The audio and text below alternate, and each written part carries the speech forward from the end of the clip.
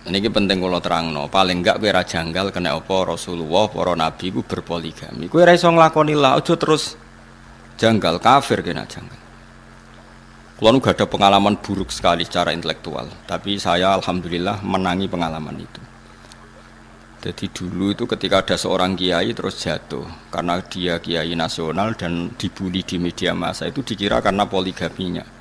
Sehingga sampai orang itu yakin bahwa poligami itu buruk karena poligami itu disinyalir karena hipersek. Karena seksnya berlebihan sehingga seorang kiai butuh poligami. Sehingga semua media menulis betapa buruknya poligami dan pasti motivasinya itu hipersek, seks yang berlebihan. Ternyata penulisnya, karena apa saya mengatakan trauma intelektual? Karena saya itu dulu pernah husnudzon bahwa penulis-penulis itu tak kira muslim yang baik atau dengan pikiran keislamannya. Ternyata itu disusupi non-muslim supaya orang itu janggal dengan poligami. Setelah janggal berarti nanti orang Islam janggal dengan nabinya. Gayanya janggal sama kiai itu, tapi lama-lama janggal dengan nabinya, itu bahaya.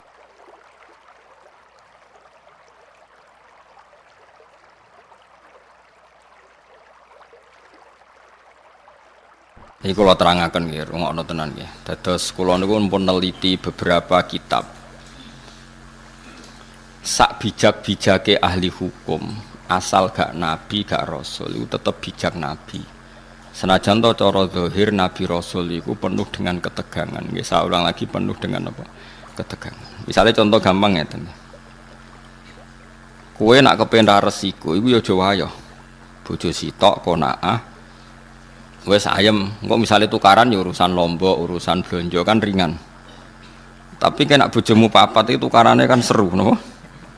Seru. Tapi cara hukum, mbah kowe iso nglakoni mbah ora, muga-muga ora iso. Paham nggih? Kowe kudu tetep yakin sing bojone papat mbek sing siji ku afdol papat. Piye-piye mau, cara hukum nulung wong wedok sitok iku apik, mestine nulung papat iku luwih apik.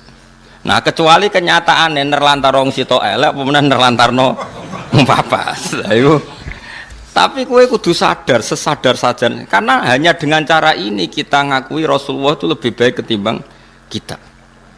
Rasulullah itu garwane songo, Nabi Sulaiman itu kabare Ibrahim 1000 ya. Rogen tahu takok berarti setahun ketemu pisan. Nabi Daud itu kabare 100. Itu satu-satunya cara kita bisa tahu hikmahnya, yaitu tadi perempuan itu lemah. Saiki nulung wong lemah itu baik. Kalau nulung satu baik, dua lebih baik. Pasti begitu. Nulung tok demenan arah dirabi. Solusine dirabi. Mergo ki nulung tok ora dayu mesti efeknya apa? Wis demenan kok angel temen ngerangno. Oh angel temen wis vulgar wis model ilmune rugen wis apa vulgar. Satu-satunya cara supaya gak demenan apa? Dirabi. Itu cara, tapi ora usah lakoni. Wong kowe ora ngarah kuat. Tapi iki cerita. Lah Rasul kabeh iku garwane iku kathah. Era Nabi Muhammad dikurangi 9 untuk umatnya papat. Tapi umatnya papat itu dodake. Prakteknya kiai-kiai Jawa Timur banyak bojone tetep papat, tapi sing tau dirabi 20. Kok sing loro iku cadangan, no? Sing loro kan dipegat-pegat anggar bar di anak dipegat. Jadi akhirnya rabine mau papat tapi tau ngrasakno wong 20. Tapi ora sandekan, kok nak sandekan masalah dalam fikih. Nah, apapun ndak cocok kita, apapun beda kita, tetap kowe kudu ngakon. Jajal sampean delok sejarah Wali Songo. Sunan Bonang ibene Kalijaga, kok Kalijaga ibene kan silang-silang mergo Joko Tingkir mantune iki kok silang kon silang-silang kabeh. Paham ya? Nah itu Rasul. Saya ulang lagi itu Rasul. Jadi Rasul itu orang yang berani ngambil sikap resiko, meskipun itu ahli hikmah gak wani, tapi nak Rasul itu wani. Tapi ahli hikmah gak wani. Cara sinten Luqman Hakim gak duwe nyali ngono gak duwe, tapi Nabi Daud wani. Berarti Rasul mbek wong saleh ku dhuwur ndi yo ora tingkatane, tetep dhuwur Rasul. Itu tadi karena wani ngambil apa? Resiko. Nah, itu kalau kita ndak punya nyali. Ini penting kalau terangno, paling enggak kowe ra janggal kena apa Rasulullah, para nabi ku berpoligami. Kowe ra iso nglakoni la, aja terus janggal kafir kena janggal. Kalau nggak ada pengalaman buruk sekali secara intelektual, tapi saya alhamdulillah menangi pengalaman itu. Jadi dulu itu ketika ada seorang kiai terus jatuh karena dia kiai nasional dan dibully di media massa itu dikira karena poligaminya. Sehingga sampai orang itu yakin bahwa poligami itu buruk karena poligami itu disinyalir karena hipersek. Karena seksnya berlebihan sehingga seorang kiai butuh poligami. Sehingga semua media menulis betapa buruknya poligami dan pasti motivasinya itu hipersek, seks yang berlebihan. Ternyata penulisnya, karena apa saya mengatakan trauma intelektual? Karena saya itu dulu pernah husnudzon bahwa penulis-penulis itu tak kira muslim yang baik atau dengan pikiran keislamannya. Ternyata itu disusupi non-muslim supaya orang itu janggal dengan poligami. Setelah janggal berarti nanti orang Islam janggal dengan nabinya. Gayanya janggal sama kiai itu, tapi lama-lama janggal dengan nabinya, itu bahaya. Makanya kita meskipun tidak berani poligami, tidak beraninya macam-macam, dibiayai, wedi sing asli Melayu, macam-macam lah, sebab itu kan macam-macam. Karena 1 tambah 1 tetap 1, karena lari 1 kadang lari dua-duanya. Jadi itu kan gambling ya, apa berjudi. Atau delian, atau senake ning ndi ono delian barangnya kan. Tapi apapun itu kita harus mirip-mirip Nabi, niru Nabi. Kalau menolong orang 1 itu baik, harusnya 2 itu lebih baik, harusnya 4 lebih baik. Kalau punya 1 saja masalah, berarti 4 lebih masalah. Kita hanya ngomong gitu terus. Nah, terus hukumnya piye Gus? Hukumnya ya ngono iku, ngono pokoke. Paham ya? Hukumnya piye? Hukumnya ya. Misalnya kayak kula mulang wong siji ku apik. Mulang wong loro luwih apik, mulang sak musala luwih apik. Tapi nek mulang ora bener bodoni wong sitok wae dosa. Apa meneh bodoni wong sak musala. Hukume ya wis ngono iku. Lah terus piye ya ora piye-piye, pokoke hukume. Nah itu Rasul dengan hikmah itu, Rasul itu di atas hikmah. Nggih, Rasul itu di atas. Misalnya contoh gampang gini. Kita tak dudono bodone wong zuhud. Tapi luwih bodoh kowe ya, maksudnya iki bodone wong zuhud tetep luwih bodoh kowe. Ana wong zuhud dikeki dhuwit wong kafir. Dikeki dhuwit wong kafir 1 juta misalnya. Aja partai, nak partai kan nyuap. Engko nang mbok contohno partai tertentu ning Indonesia sing non muslim aja contone aja partai. Partai iku wis bulet padha bulete lah. Sing bulet maksudnya. Tak baleni malih. Misalnya Mustafa kan gayane zuhud, jenggoten dilo terus kadang mbebot rahum ra roh wong, pokoke modele jadab wis kaya wis soleh-soleh. Iku nak dikeki dhuwit non muslim 1 juta iku gak gelem, dipakano anake wedi haram, disumbangno masjid wedi ra ditampa mergo dhuwit ka wong kafir. Dikekno bojone kok dadi daging haram. Itu zuhud. Tapi di atas itu ada makom yang di atas zuhud. Cara berpikir begini. Ana wong soleh mau manfaatno dhuwit 1 juta. Pilihannya apa? Diobong. Enggak, misalnya kowe ketemu orang yang lebih alim ketimbang orang zuhud. Jawabannya apa? Apa 1 juta ini diobong? Kalau diobong tabdzirul mal, menyia-nyiakan harta. Aku wong soleh mau nganggo ben dienggo wong fasik. Wong fasik pe demenan ra iso mergo ra duwe dhuwit. Gara-gara pokoke 1 juta ndek alat demenan. Kowe ra wani mangan pokoke wong fasik jebule malah dienggo demenan. Kowe ra wani mangan jebule dienggo keburukan. Makanya itu masyhur perdebatan ulama Al-Azhar itu. Ada ulama Al-Azhar menerima orang pejabat dolim, sedekah, sing sitok nampa, sing sitok ora. Jare sing ra nampa, ulama kedonyan dikek pejabat fasik nampa. Jare sing nampa, kiai bento, iku dhuwit nak dicekel pejabat fasik, kemungkinane digo demenan, digo fasik-fasik. Cekel kiai, saleh.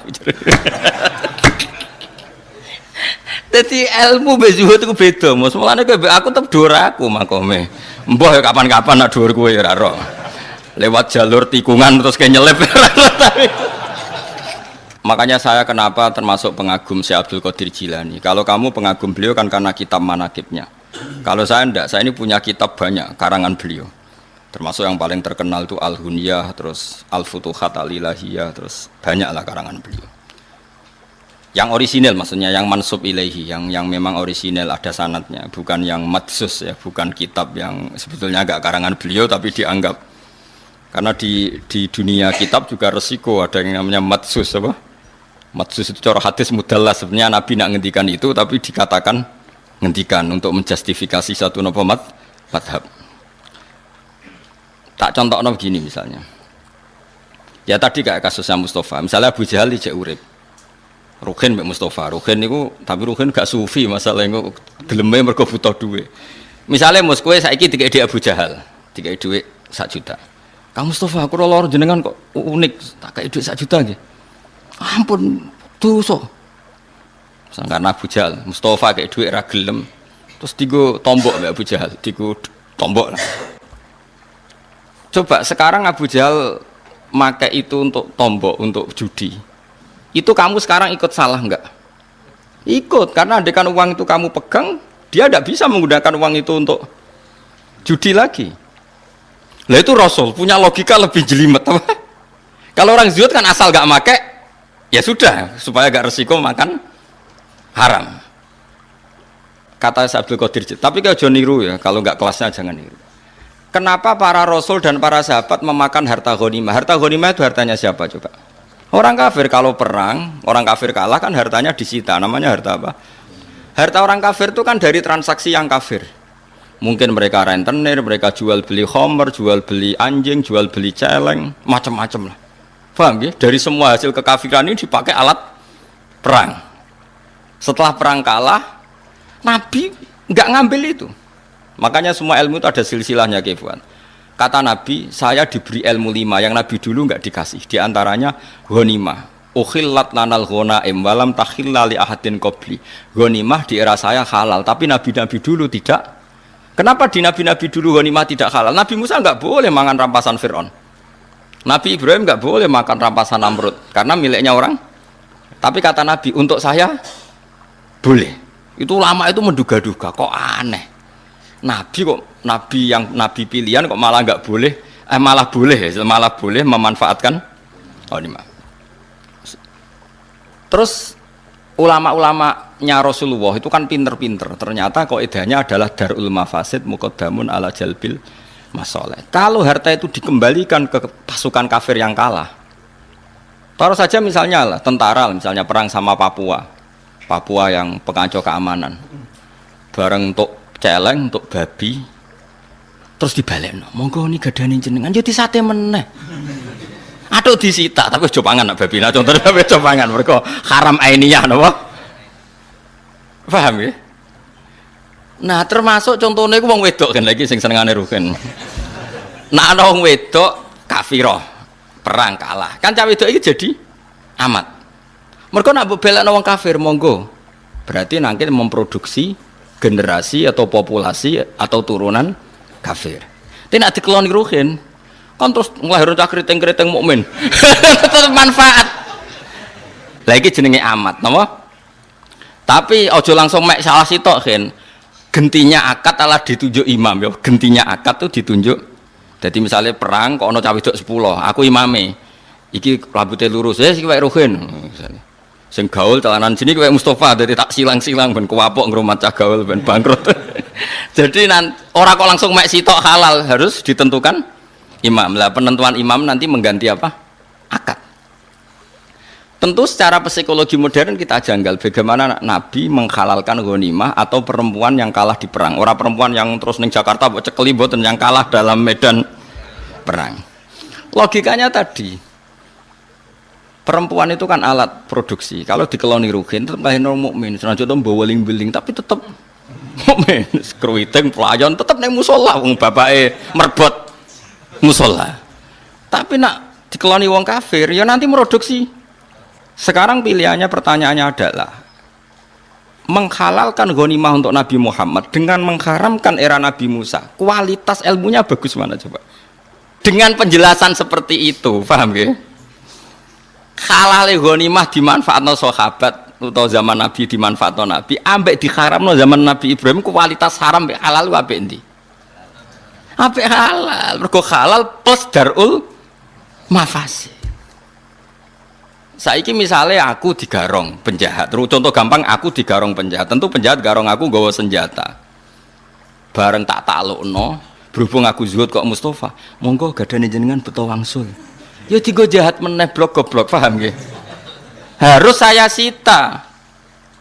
Berhubung saya ini TNI atau Polri, nanti senjata ini untuk penguatan NKRI harga mati. Ngono maksud paham?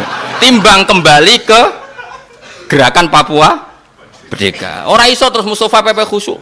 Mboten haram niku haram. Terus bawa cono Sulam Taufik. Ora ono. Sulam Taufik yo ngalim sembrono, tetep ora koyo kowe mazhabe. Paham tak Mas? Artinya gini ya, orang soleh itu tidak akan menandingi ilmunya para nabi, para rasul. Karena ilmu nabi rasul itu lebih akurat. Meskipun cara zahir nyaman yang soleh, berhubung dunia subhat atau moh.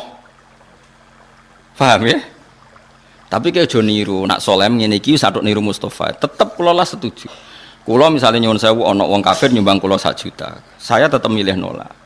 Tapi saya secara ilmu tetap bilang menerima itu lebih baik karena dengan saya sita uang 1 juta itu kalau dia berzina ya tidak dipakai zina lagi. Tapi dengan saya kembalikan kan kalau dia berzina dipakai, kalau dia penyumbang gereja dipakai nyumbang. Dengan kamu terima kan kayak penyitaan, apa? Kowe paham tenan to, Mas? Dia gak ikhlas be ilmu ini aku yakin. Sing khusuk-khusuk ning kene karepe be ilmu iki gak ikhlas. Tapi kudu mbok tampa iki ilmu cocok ra cocok kudu mbok tampa. Wes saiki jawab kan. Wayo ora wayo apa iki? Apa wayo? Wes paham berarti Den. Tapi bahaya di kanggo kowe wayo ora wayo. Bahaya wayo jawab ae dadi hukume apik wayo tak nek dipraktekno. Bahaya wayo.